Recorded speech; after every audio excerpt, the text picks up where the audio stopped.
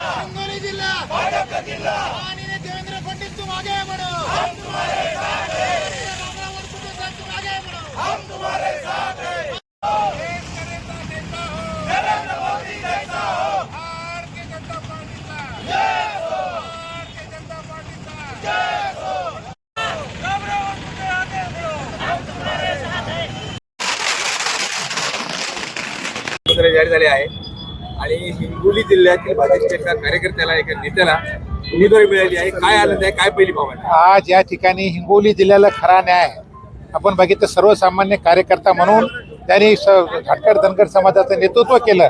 अशा सर्वसाधारण कुटुंबातल्या माणसाला आज या ठिकाणी देशाचे पंतप्रधान माननीय मोदी साहेब, राष्ट्रीय अध्यक्ष नवीनजी, या ठिकाणी गडकरी साहेब, या ठिकाणी शहा साहेब आणि या ठिकाणी आमच्या हिंगोली आपल्या महाराष्ट्राचे लाडके मुख्यमंत्री देवाभाऊ, महाराष्ट्राचे प्रदेश अध्यक्ष रवींद्र चव्हाण साहेब आणि बावनकुळे साहेबांना या ठिकाणी हिंगोली जिल्ह्याला या ठिकाणी मोठं नेतृत्व करण्याची संधी या ठिकाणी वडकुते साहेबांच्या माध्यमातून सर्वसामान्य कुटुंबातला एक कार्यकर्ता म्हणून या ठिकाणी संधी दिली आणि भारतीय जनता पार्टीच्या या ठिकाणी हिंगोली जिल्ह्यामध्ये येणाऱ्या काळामध्ये निश्चित भारतीय जनता पार्टीचं नाव देशाच्या नकाशावर राज्यसभेचं पहिलं नाव या ठिकाणी आपल्या राज्यसभेच्या नंतर गेलं असेल. त्या ठिकाणी आमच्या रामराव वडकुते साहेब भाजपच्या वतीनं राज्यसभेचे उमेदवार म्हणून या ठिकाणी गेलेले आहे.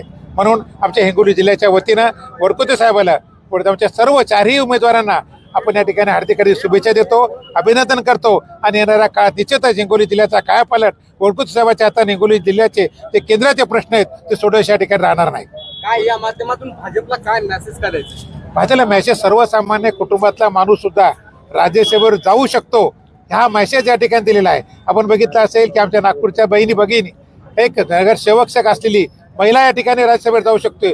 वडकुते साहेब या ठिकाणी वडकुते जाऊ शकतो आणि सर्वसामान्य रामराव आपले आठवले साहेब या सर्वसामान्य कुटुंबातल्या माणसाला एक राज्यसभेचा आणि खासदार करण्याची ताकद फक्त कोण्या पक्षात असेल तर ती भारतीय जनता पार्टीमध्ये आहे आणि भारतीय जनता पार्टीच एक सर्वसामान्य माणसाला या ठिकाणी न्याय देऊ शकते यातून दाखवून दिले.